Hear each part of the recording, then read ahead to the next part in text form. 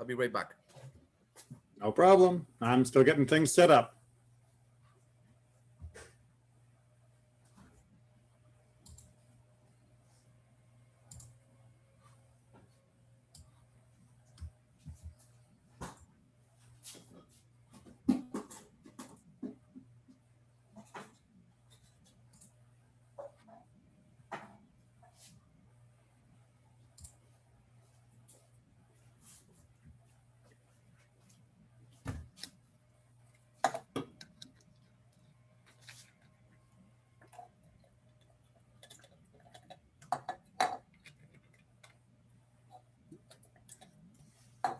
Hope everyone else is having a nice week.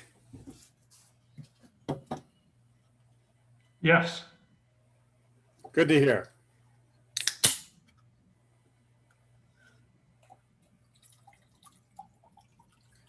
We'll give our usual buffer for people to sort out whatever technical difficulties they may be having on logging on. Now we've got some on YouTube and plenty on Zoom, but just want to make sure we give a chance.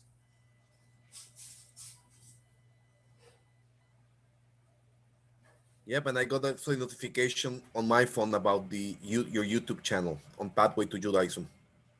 Yep, I try to remember to send out one to the WhatsApp group.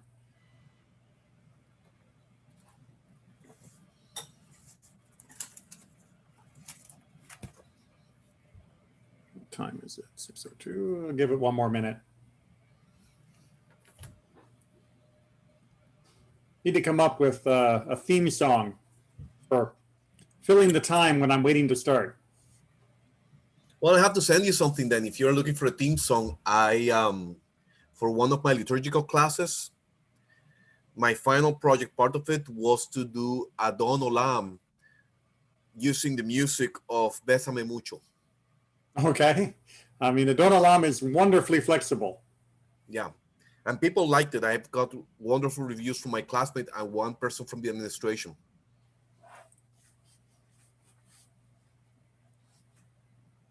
All right, I think we've given a few minutes, which is, I think, enough.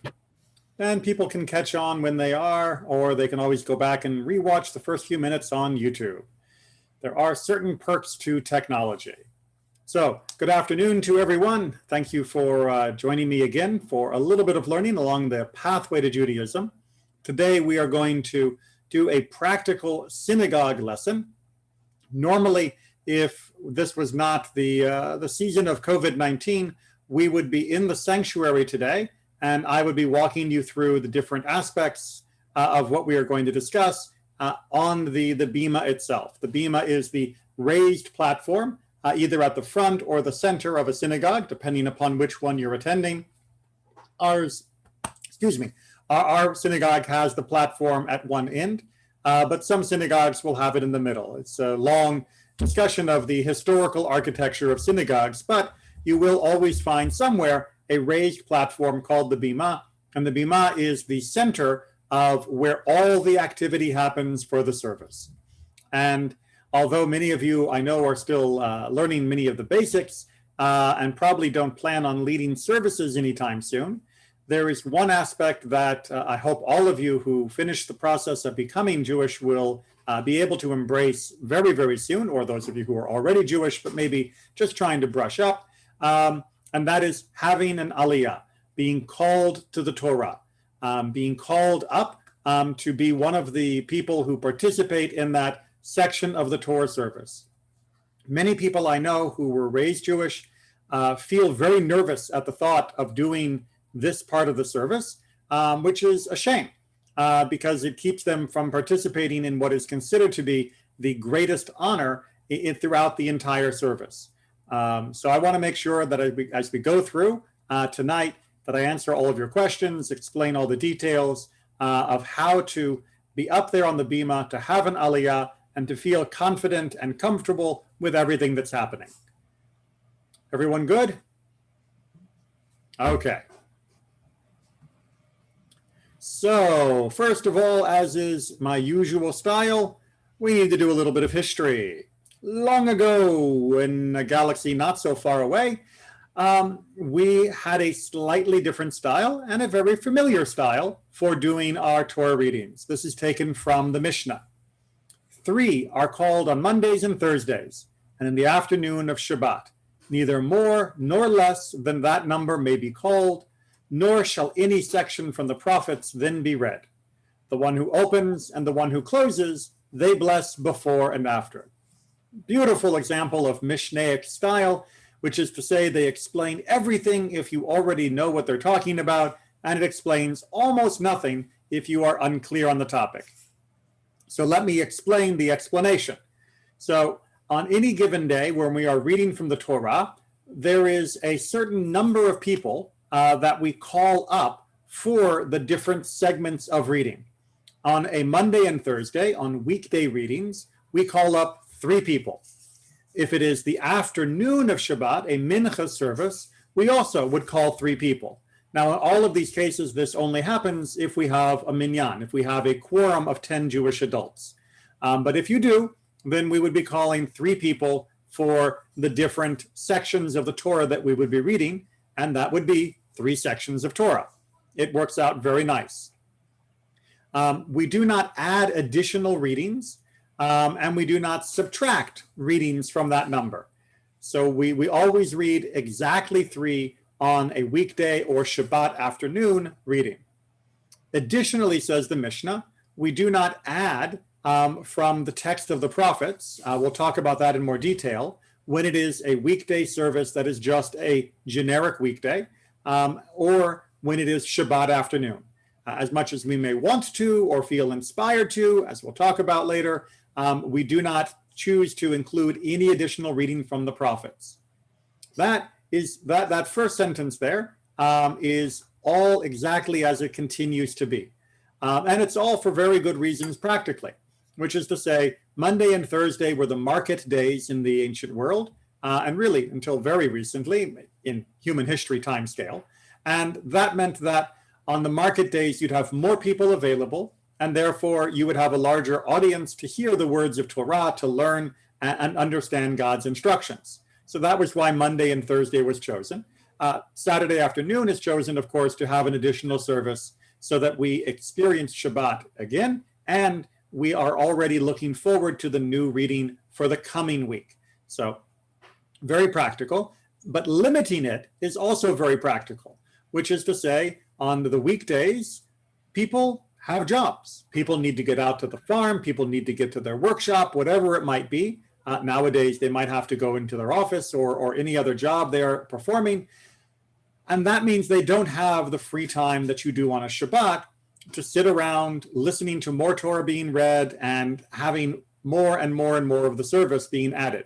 So the rabbis were very clear that they wanted to limit what could and could not be added. When it comes to Shabbat afternoon, there is a similar issue, which is to say Shabbat afternoon can sometimes pass too quickly, and you are leaving Shabbat before you know it. If you were to extend the mincha service, you would have a possibility of running up against that issue. And so they wanted to make sure that mincha was kept within the proper time length so that it would not leave the time of Shabbat. This next sentence, however, is different than the way we currently do it. The one who opens and the one who closes, they bless before and after. So in the time of the Mishnah, you would do a blessing, which we'll talk about and practice a little bit later on, at the beginning of the Torah reading. And then you would read 1, 2, 3 sections of the Torah. And then the last person would do a blessing for the conclusion of the Torah reading, so that your Torah readings would be sandwiched between an opening and closing blessing. Everyone got that picture? Nowadays, we don't do it like that, right? We'll discuss how we do it today, but I wanted to show you the history, not just because it's interesting, but also because this was something that we needed to rely on very recently. During the COVID-19 pandemic, we had to close our doors to just people coming in and limit only those who had specific assignments during the service for our live stream to make sure that people were not coming in that were not properly prepared for dealing with the issues that COVID has brought us. But that meant that we often lacked the requisite number of people, especially on Shabbat, for distributing the blessings for 7 or 8 people, if you include the maftir. So we used this particular original form of having a blessing at the beginning and a blessing at the end to still have the blessing while reading from the Torah, but without worrying about running out of participants. So this was something that we have relied upon very recently. Now that our doors are open with all of the precautions we are taking, we have not had a problem of running out of participants. So we are using the more modern form on a regular basis. However, we need to also talk about the other days. Excuse me. On the feast of a new moon, what we call Rosh Chodesh, on the middle days of festivals, what we call Chol HaMoed, 4 are to be called. This number may neither be added to nor diminished, nor shall any section in the prophets then be read. You may be noticing now, if we're going from a weekday up to a Rosh Chodesh, a new month, or the intermediate days of a holiday, there is a slightly increased level of observance, of focus, of spirituality, and thus we read a little more Torah, going from 3 to 4. So this is the pattern to keep an eye on as we go through.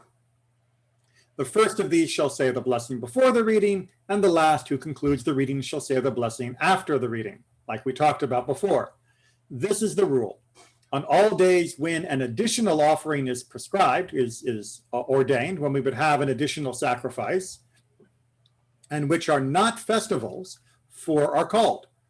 5, however, if it is a festival. So this would be why on Pesach or Sukkot, we would have, or Rosh Hashanah, we would have 5 aliyahs, 5 readings from the Torah. And we would do 6 readings on the Day of Atonement, also known as Yom Kippur, and 7 on Shabbat. This number may not be diminished, but it may be increased, and a section from the prophets must be read on those days. Because these are festival days and days when we have more time, increasing the number of aliyot, having more readings, is absolutely allowed because we have more time. But diminishing, of course, would not be permitted. So what can we conclude from this? Apart from just remembering that it's 3, 4, 5, 6, 7 for the increased level of sanctity, is there is one day that has the most number of readings out of all of these days, and that is Shabbat, which should not be surprising, because if you've read through the Torah, you'll know that every time we list all of the holidays together, Shabbat is always listed first. It is the first holiday ever created. It is the first holiday that we are given special commandments for once we are out of Egypt. And it is the holiday which is considered to have the greatest level of holiness, the greatest level of sanctity. In fact, if there is a holiday that overlaps with Shabbat, for example, this year, where the first day of Rosh Hashanah is on a Shabbat, then we have 7 aliyot in honor of Shabbat, rather than the normal 5 we would have for Rosh Hashanah. Questions or comments? Oh, I got something in chat. Okay. And not something I need to deal with right now, but I've got it set to one side. All right. So nowadays, how do we handle this? Well, to avoid the dishonor to the Torah of having an untrained reader stumble through, and to avoid the dishonor to an untrained reader, who would then have to stumble through the Torah reading, we now have readers who prepare in advance, and people designated for the blessings before and after each section. So we've broken up the Torah reading a little bit more in advance, and we assign the reading to people who will practice the reading before they come up. In the old days, the ideal, and this is like 2,000 years ago, the ideal was you'd say, Mr. Cohen, come on up. And Mr. Cohen would come up, you'd point to the Torah, and he would not only say a blessing if he was number 1, but he would just read. And he would know not only how to read it, but he would know how to chant it. It turns out, our sages discovered this as well, it's not only a recent issue, that not everyone in a community can do that. Some of them would try and would do it very badly, bringing dishonor to the Torah. Some of them would try and do it very badly, bringing dishonor to themselves. And so it's become the custom in all communities to agree who will read the Torah in advance. But we don't want to make the Torah blessings something that you are required to have the special skill set for, of knowing how to read just on the fly. We didn't want to limit it to only those people. And so our tradition said we will uncouple the reading from the blessing, and we will have designated readers, but we will pick people to do the blessings on the day, or as we'll see for some special events in advance. So that way we can still have more people to participate. And this is indeed the way we handle it today. So if you are called up to the Torah, if you have an aliyah, that's the phrase that we use, you will not be asked to read the Torah, but you will be asked to do the blessing over the Torah or over the Torah reading. And we are going to go through that tonight. So does everyone understand that, that uncoupling? I'm seeing some nods. Excellent. Okay.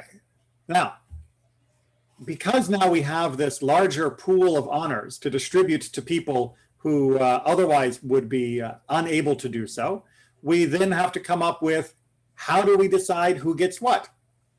Well, the first thing we do is we look at the order of the readings, and the first reading is usually reserved for a Kohen. This is still an honor we give to the hereditary priests.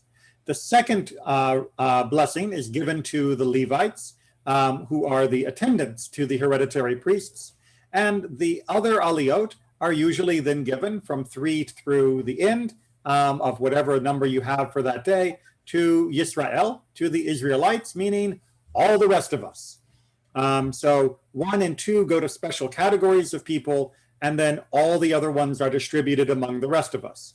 It can be a little bit more complicated in cases where you have multiple Kohanim or multiple issues, but that is the general framework. And unless you're given the job of assigning honors, you don't need to worry too much about how we pick who gets it. But what you should know is that we do still have preferences among people who meet either any of those criteria for wanting a special aliyah at that time.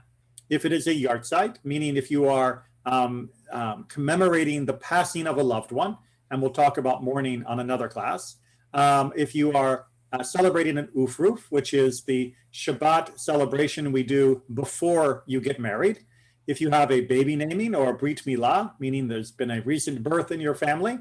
If there is a birthday for yourself, if you are going to a trip to Israel, if you are returning from a dangerous voyage or have recovered from a serious illness, something which will be very appropriate when more people are recovering from COVID and coming back to services. If you are celebrating an anniversary, if you are getting a new job, if you are going off to college, if you are graduating from college, all of these different life cycle events can be commemorated by having an aliyah, because all of them are a good time to say, I am still drawing my instruction, my strength, my direction from Torah. And coming up to the Torah for that reason is perfect. Now, if you have a lot of people, 1,000 people in your congregation, and there are 20 people who have yahrzeits, and there are 10 people getting married, and there were 30 babies born, there are complicated rules for figuring out who gets priority for these different honors. However, in our community, we are not usually put in a position where we can't decide who to give an honor to because there are too many. So we haven't had such conflicts in recent memory. Rob, I have a question. Yes. What do you do when you don't have a Cohen or a Levite present? Then it's open to anybody? It's open to anyone. Exactly right. Now, traditionally, a little bit more confusingly, if you have a Kohen but no Levite, you will let the Kohen do the blessing for 1 and 2, rather than giving number 2 to a regular Israelite. Or if it is, let's say, a Levite, then the Levite also do the Kohen then? No, you don't promote a Levite up to Kohen. but you can allow a Kohen to fill in for a Levite. No, what I mean is this. Let's say you are in the congregation. Right? Everybody's an Israelite and you have only one Levite. Yep. So the Levite can do the Cohen blessing and the Levite blessing? Nope. No? The Levite can still do the Levite blessing, but he cannot do the Kohen blessing. Okay. We would have just a regular Israelite do it first in order to make sure that the status of the people who had special hereditary status was kept clear. And in fact, in many congregations, they would just skip the Levite altogether in order not to confuse the issue if there was no Kohen present. Like I said, all of these rules are a little complicated. All of them were from when you had a community where there was a lot more, how to put this politely, jealousy, rivalry for who gets which honor, and trying to have the honor for yourself. This is a big deal within a community, and in many communities, unfortunately, this could be the source of a lot of infighting, a lot of bitterness. And so by laying down rules for communities, our tradition was trying to avoid too many fights over who got what and why. So, Rabbi, you said that if there's no Kohen, then nobody would do his part, or? Well, you would just have a regular person do his part. You still need to have a blessing for the first reading, but you wouldn't have to use a Kohen. Okay. Now, an interesting side, anecdotally, an interesting story, which was that there was a community that I was with in San Diego when I was much, much younger, before all the gray hair, and there was a bar mitzvah, and in order to give the family more honors, and not worry about having to give one of the honors to a Kohen, the Kohens voluntarily left the room before the first aliyah. So that way there were no Kohens, because they'd all stepped outside into the hallway. And that way the family could use that first aliyah as a way of giving honor to someone else who they would have had to skip because they wouldn't have had access to that particular honor. So there are ways to try and be gracious in all of this and not make it a source of rivalry. Let me ask you something else. Let's say that you have service. You have a Kohen to do the blessing, but you don't have a Kohen to do the reading. So you don't need a Kohen to do the reading. The reading can be done. The reading can be done by any of us. It's only with regards to the blessing that we give this priority. Okay. Thank you for the clarification. You're welcome. And you can have one person read all of the readings. You can have one person read each of the readings and 7 total readers, or you can have any combination in between. But ironically, despite the fact that most people would consider the ability and the honor of reading from the Torah to be great, doing the blessing is considered to be the greatest honor. So having the aliyah, as opposed to reading the aliyah, having the aliyah is considered the highest honor you can be awarded. Reading, of course, is a wonderful honor and one that I hope everybody will be able to participate in at some point. But reading is not as prestigious as doing the blessing. Okay. But there is that one extra piece, if you're familiar with our service, that is hanging at the end, called the maftir. We do the 7 main readings on Shabbat. There is then a Chatzi Kaddish, before that a special blessing for those that are sick, and then we do another reading. It seems sort of added on at the end. And the answer is yes, it is added on. Right? On Shabbat and festivals, as we talked about, we read from the prophets. This reading is called a haftarah. Very, very important. There is no linguistic connection between the word haftarah and Torah. Because of the way some people pronounce these 2 words, you'll hear it like haftorah and Torah, and people will think they are connected. There is no linguistic connection. They are spelt completely differently, and they have different root words altogether. So this haftarah, this reading from the prophets, is something that we do after the Torah reading is finished. But in order to make sure that the Torah is given equal respect to the reading from the prophets, the person who is about to read from the prophets has to also also do a blessing over the Torah. They have to have an aliyah. In order to make sure that that person has an aliyah, we in fact add an additional aliyah, and that aliyah is called a maftir, and that is reserved for the person who is doing the haftarah chanting. On some special Shabbats and festivals, this is read from a separate place in the Torah, meaning the maftir Torah reading. So if it's a holiday, we'll read from a section of the Torah talking about that holiday. If it is a special time of year, for example, in the weeks leading up to Pesach, we'll read from a special portion of the Torah dealing with those themes. But most of the time of the year, on a regular Shabbat, it is simply a repetition of the final verses, the final section of the Torah reading that had already been done. That is to say, it's a copy of what's already been said, because we're not reading it to introduce new material on an average Shabbat. We are reading it just so that the person who will chant the section from the prophets also gives proper respect to the Torah. All right, moving on. What is that haftarah? Well, like I said, a long time ago, it was customary to read a selection from the prophets that matched the theme of the day. That is to say, either the Torah portion or the holiday. It is said that this custom began when we, sorry, that's really misspelled. It is said this began when when a foreign power prohibited us from reading Torah in public, either during the time of the Maccabees or a little bit later. We were under a edict of persecution, and they did not want us studying Torah in public. One of the many times people have tried to stamp out Judaism. In order to get around this, we read from the prophets, right? Technically, that's not Torah, but we would still be reading from the Bible, and we'd still be reading something that would remind everybody of what the main message, or at least one of the main messages of the Torah reading would have been. Now, for a long time, that selection from the prophets, that was up to the reader.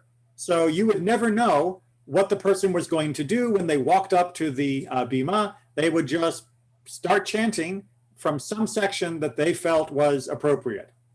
Over time, however, we have settled on specific passages taken from different prophets for different weeks. However, it happened that agreement happened quite late, and so there are still some differences between the Sephardim and Ashkenazim, between the main European Jewish group and the Latin and Middle Eastern Jewish groups. There are some weeks where we are reading either slightly different sections or sometimes completely different sections from the prophets.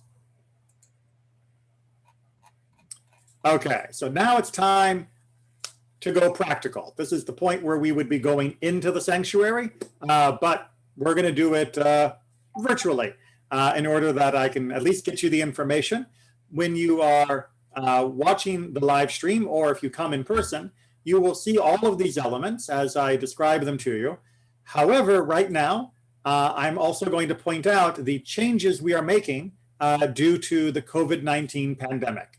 So I will explain the traditional way that we will go back to as soon as it is safe, but also how we are adapting it in the current situation. So the first step is to approach the Bimah, to come up to the Bimah. One comes up by the most direct route possible. So if you are sitting somewhere in the main aisle, you don't get up and walk around the back and circle over. You come straight. Why? Because you are trying to show your commitment, your eagerness, your willingness to be there with the Torah. Just like if you were meeting some honored guest or loved one at the airport, you don't go the opposite direction to get to them. You approach them straight on. Now, every synagogue has a little bit of a different layout.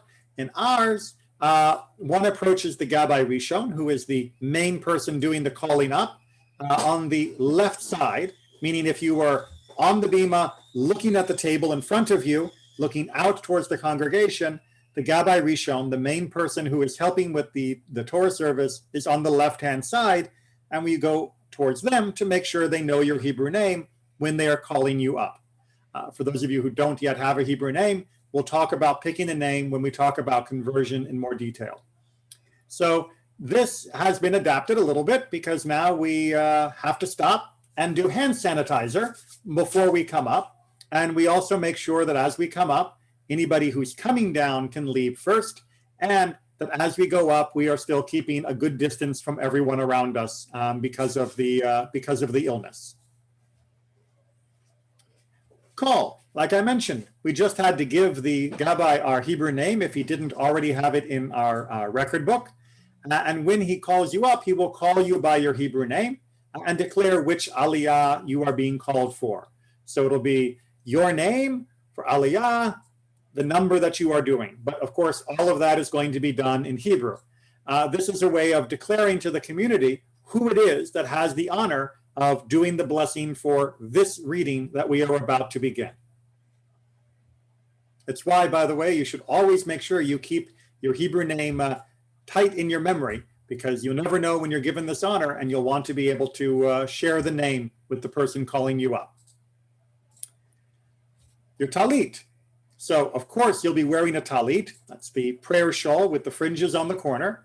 And it is the custom to take the tzitzit, the knotted cords at the corner, from one of the corners, and to having it sort of held in your hand, sort of tap it near the place that the reading is about to take place, or at the nearest margin, and then kiss the tzitzit as a way of showing affection and love to the Torah, and more importantly, to its content that God has given us. COVID adaptation, don't touch the Torah, right? Right now, we are trying to minimize the shared surfaces.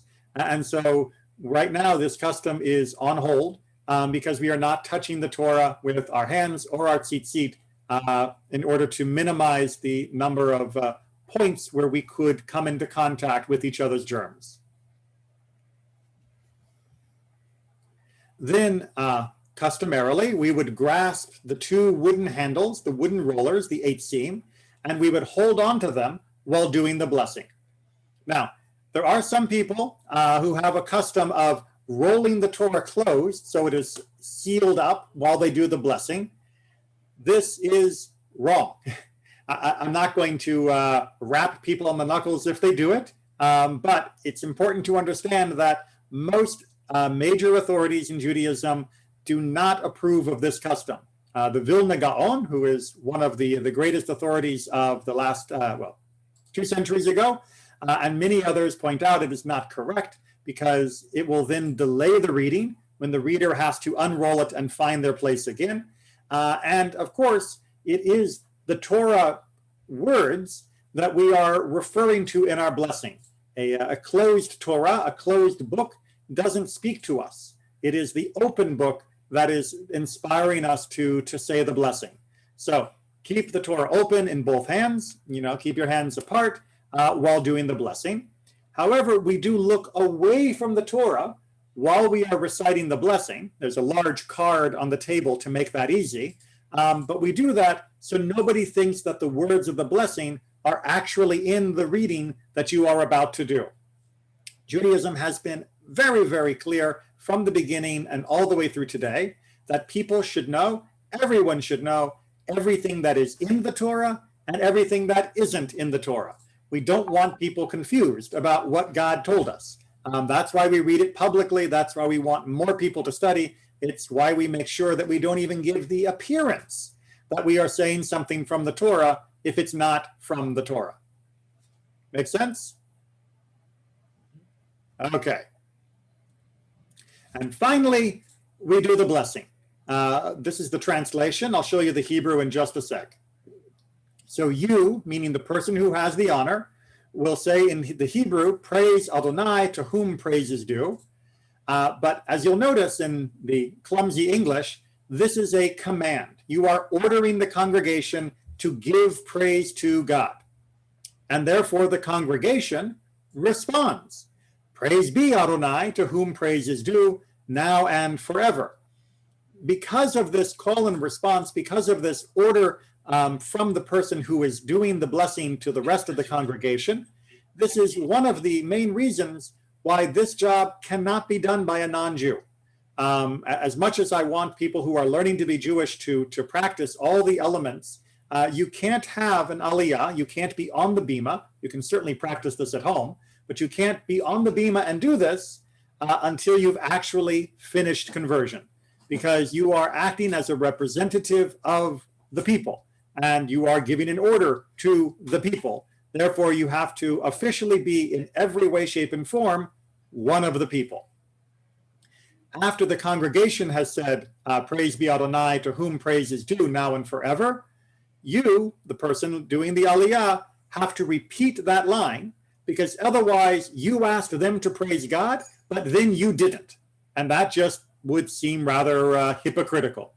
Praise be the one to whom our praise is due now and forever. I don't know why I translated that differently in the second one. And then the person doing the blessing continues, we praise you, Adonai, ruler of the universe, who has chosen us from among all nations and gave us his Torah.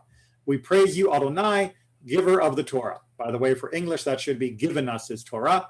The idea being that we are thanking God for having given us as a nation the special job of having the Torah. And then, of course, the Torah reading happens. So how does this actually sound? Well, the melody is thankfully quite simple. I believe that our ancestors knew that most of us were not opera stars, and therefore they tried to make it something that we could easily manage. So it goes a little something like this. Baruch et Adonai hamevorach. And then the congregation responds, Baruch Adonai hamevorach leolam vahed. And then the reader continues, like I said, repeating that line, Baruch Adonai hamevorach leolam vahed. And then beginning the main blessing, in which you'll notice there is a very clear pattern of we go up and over and down, and that is the whole melody you need to really worry about. Baruch atah Adonai Eloheinu melech haolam asher bachar banu mikol ha'amim v'natan lanu et Torato. Baruch atah Adonai noten haTorah. And that's all there is for the opening blessing. After that point, the Torah will be read. And when the Torah is finished, while the Torah is being read, you would hold on to the right-hand roller. Now, during COVID, don't touch the Torah. We don't hold on to the Torah during the blessing. We don't hold on to the Torah during the reading. Instead, nowadays, you would simply stand back to give room for the reader to come close and read from the Torah. The other thing you do during this time is you read along with the Torah reading to the best of your ability. If you can read along verbally, that's great, as long as you keep it quiet so that the main reading can be heard by the congregation. If you can read along only visually, that's fine. Keep along with where the person is reading. If your Hebrew is not good at all, at least while the person is reading, you can see where the yad is, the pointer, and you can track where he or she reads. But this is part of being attentive during the reading. During the Torah reading is not the time to be staring at the ceiling or waving to someone in the congregation, but you should be focused on the Torah itself. Once the reading is done, then we have the conclusion, where we again take the tzitzit, the corded knot on the edge of our talit, we tap and we kiss, and then we grab the handles for the final blessing. Again, during COVID-19, we are not doing these. And then we do the blessing after, which is a little shorter because it doesn't have the same introduction. Translation is, we praise you, Adonai, ruler of the universe, who has given us a Torah of truth and planted within us eternal life. We praise you, Adonai, giver of the Torah. Very important truth that is being stated here, which is that it is the Torah and through its instruction that we are connected to God, and it is through that the seed of an eternal life has been put into us. That is one of the many reasons why Torah is so precious. The melody is the same as the before melody. The words are very similar in certain places, so please be very careful when doing the blessing that you are doing the correct blessing either before or after. Baruch atah Adonai Eloheinu melech haolam asher natan lanu Torat emet v'chaye olam nata b'tochenu. Baruch atah Adonai noten haTorah. All right. In an average season, you would then linger. It's wrong to run away from the Torah after having an aliyah because it looks like you just can't wait to get back to your chair. Instead, you would stay at the shulchan, the word for the table where the Torah reading takes place, and you would wait through the next aliyah, and then you would congratulate them, and then you would return to your seat. Nowadays, no. Because of COVID, as soon as your aliyah is done, you would return to your seat straight away. As you depart, we take the longest way back to our chair. Again, this is showing our desire to stay with the Torah or around the Torah's aura, just that little bit extra. And that return is a good time for people to shake your hand and greet you with the traditional Ashkenazic greeting of Yasher Koach. And Yasher Koach means basically, may your strength continue. It's another way of saying good job or you've been honored. So Yasher Koach is a very good thing to say to anyone returning from the Bimah. The usual response would be Baruch Tiyeh if you are responding to a man, or Baruch Tiyi if you are responding to a woman, or Baruch Tiyu if you are responding to a group of people who have all extended their well wishes to you.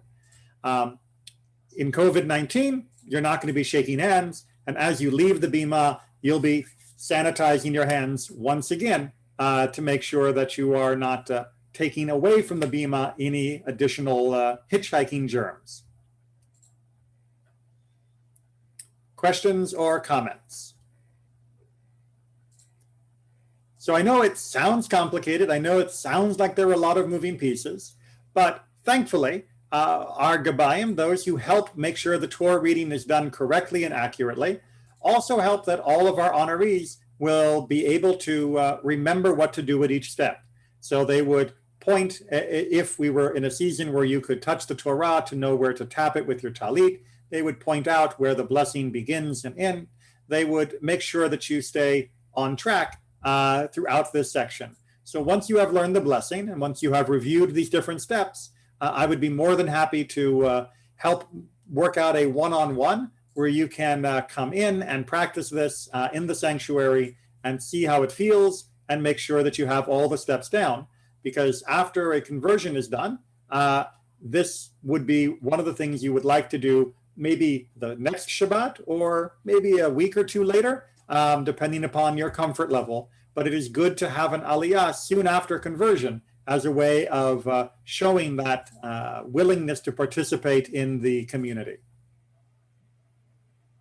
And don't worry if you're a little shy. I've gotten shy people up there before, and you'll do fine. It just takes a little practice. Yes, Joseph. Just curious, what's the meaning of the phrase Baruch Tihiyeh? Oh, sorry. Yes, I should have put that translation on. So Baruch, as you would have seen earlier on, means to be blessed or to bless. So Baruch Tiyeh basically means may you be blessed. But the reason why the last word changes is because in Hebrew, of course, there is a gender inflection. So may you be blessed, may you be blessed, may you be blessed. For a man, for a woman, for a group is conjugated differently. Yeah. Any other questions? I can't wait to read. And yes, once you've learned how to do this, then by all means, the next step is learning how to actually read from the Torah itself, which is not as hard as it seems, but you should all be working on your Hebrew in order to make sure that you're ready for getting to that next step of participation. Let me ask you one thing, because I've seen people do this. I don't know if this is correct or not. That when they're doing like the training, that they're going through the training wheels, when they go to read the Torah, they take like a cheat sheet that they have the actual Torah portion with the vowels. So having that when you are practicing, reading it 5 minutes before you go up to read, no problem. But when you are on the Bimah itself, you should be, to the best of your ability, reading from the Torah itself. Now, if you blank out and suddenly you forget the vowel or forget the trope, that's why we have the Gabayim, the two assistants who are up there to help give the prompt. On the other hand, if you could only read by reading from the printed text with vowels, then you probably need more practice and should let the congregation know and, you know, come back and do it again later when you are able to do it without the cheat sheet. A question, Rabbi, for the Torah usually has the vowels within it, right? Because I've seen in Torah they usually have the vowels. Okay. The printed books we have, the Chumashim or Tanakh that we get in regular book form, they will have vowels printed in it in order to make it as clear and correct as possible. The Torah itself, the scroll itself, and I wish, again, we could be all together in the room, you would see has no vowels because originally Hebrew did not have vowels. It had vowels in verbally, but it did not have letters for vowels. The symbols that we use are only about 1,000 years old and were added to make sure that we would always be correct, even if our Hebrew wasn't 100% natural and perfect to ourselves. Right. So that means since each Torah was copied from the Torah that was before it, we can't add anything new, such as vowels. So when you get up to read from the Torah, which again is not what this is about, this whole class is about doing the blessing, not about doing the reading. But when you do read from the Torah, you have to be able to read it without the vowels on the page. You have to store all that information up here. All right, I'm game for it. Well, there's a book that is the I have it, which is a tikkun that has on the side both with the vowels and without the vowels. Exactly. And if you look at it, I'm gonna put it on my camera. I don't know if you guys can see it. Yep. If I'm not mistaken, that's the Art Scroll version, yes. Which is a very good resource, very heavy resource. But absolutely, it is that's the usual way that a person will prepare for reading. As you can see, there are vowels on one side and no vowels and the special Torah font on the left side. And we read from the left side when we read from the Torah. We practice using the right-hand side to make sure that we are reading correctly. And even somebody who is perfectly fluent in modern Hebrew still needs to review before they go up to the Torah, because modern Hebrew and biblical Hebrew, well, think Shakespeare versus modern English. It's not exactly the same, and you need to be very careful. Again, the reason we don't use a cheat sheet is because everything we read has to come from the Torah. Even if you could chant your section, and I've had bar and bat mitzvah students ask me this, even if you could chant your section with your eyes closed because you have memorized it, you are not allowed to do so. You have to actually look at the word, see the word, and then say the word, not say the word purely from memory. Going purely from memory is the way that you have a chance of inserting error. And if it's on your own, that's one thing. But if you are publicly sharing that with the congregation, no. When you share it with the congregation, you have to be 100% sure the word you are saying is the word that is in the Torah itself, not just in your mind. All right. Rabbi? Yes. Rabbi? Yes. I think two of us spoke. Robert, Yeah. Go ahead. You have the mic. Thank you. Please forgive my ignorance. Could you help me understand the two terms Cohen and Levite? So the Kohen is and never apologize for asking a question. We love questions. That's part of Judaism. So the Kohen is the family that is descended from Aaron, Aaron being Moses' brother, and they were given the special duty of temple sacrifices and many of the other rituals in Judaism. Nowadays, they don't have a large role. We don't have any sacrifices, but we still reserve this honor for the descendants of that family. Levite are the descendants from the tribe of Levite, from all the Levites, and that you will find people who still have the name Levi, not just from the genes, and they are part of the larger tribe that had more general duties in supporting the temple area. They weren't given the specific duties of the Kohanes, which are a sub-tribe of Levi, but they had other jobs such as singing and some of the other more general preparations of the area. And the people who are still Levites are descended from those families. Hey, Rabbi, the Levites were the lawmakers, basically, right? At the time, They weren't the lawmakers. or not makers, but the Right. or the people who upheld the law, make sure that we upheld the law. So Levites and Kohanes were both teachers. The Levites also had a protective duty in the sense that they were the guards of the temple area. And in general, they were also meant to be kind of the last line of defense before people would forget the commandments. They were supposed to make sure that even if everyone else forgot, they hadn't forgot. That's worked out variously at different times in our history. But that's a whole nother conversation to have, especially around the kingship of Josiah. I believe there was one other question out there. If I'm not mistaken, it was the voice of my mother, and so I definitely don't want to cut off Yes. her question. Yeah. Yes. No, I was going to point out, can you hear me? Yes. Hopefully you can hear me. I was going to, that when you're reading, there's two people standing side, everyone makes a mistake. Correct. I mean, so anyone should not be embarrassed. I mean, I've even had a son who's made a mistake. You've had a son who's a rabbi who's made mistakes. I would say I make a mistake at least once a week. Yeah. And part of that is because of the melody. Part of that is I memory. mean, yes. So it's not something you're being corrected. That it's not a bad thing. I always point that to students that it's not, it's not a bad thing to be corrected. Well, no, it's exactly the thing we want. We love God because God was willing to correct his creation by giving us Torah so that we would know how to live. Right? That's the greatest gift a parent can give, is being able to teach their children how to live. All right. Well, we're going to stop that for tonight. Thank you all very much for attending.